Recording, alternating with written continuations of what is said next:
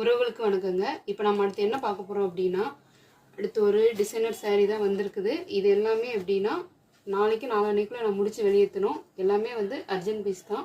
இது பாருங்கள், ப்ளவுஸ் வந்து ஒர்க் வச்சே வந்துருச்சு. இதில் ஹெவி ஒர்க் எதுவுமே கிடையாது.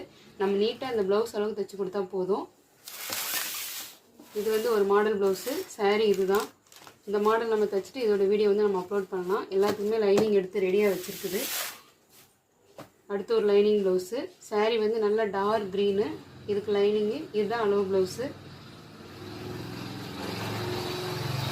இது வந்து ஒரு கஸ்டமரோடது. 3 ப்ளவுஸ் இருக்குது மொத்தம். அளவு ப்ளவுஸ் இதுதான்.